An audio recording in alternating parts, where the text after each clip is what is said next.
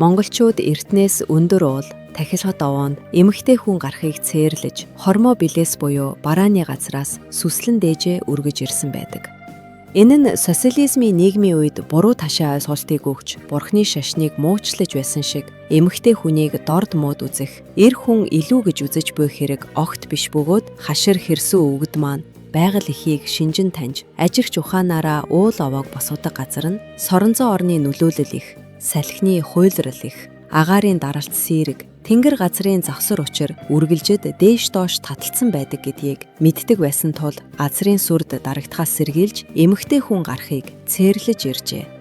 Энэ хорио цээр нь дараах хэд хэдэн шалтгаантай байжээ. Эмэгтэй хүний бие байгалийн зохицол нь эрэгтэй хүнийхээс ихээхэн өөр эмзэг туйхан байдаг.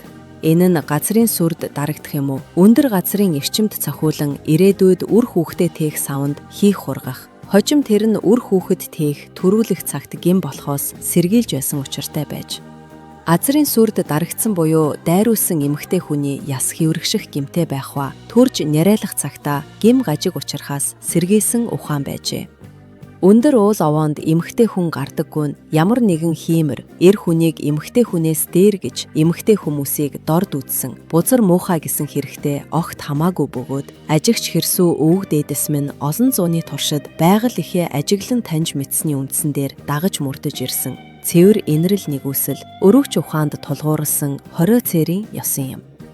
Учир иймд Монгол эмэгтэйчүүд өндөр ууланд гарах, овоо тахилгад биечлэн оролцохгүй гэр орноосоо эсвэл тухайн уулын хормоо билээс дээж юугаа үргэж ирсэн заншилтай билээ.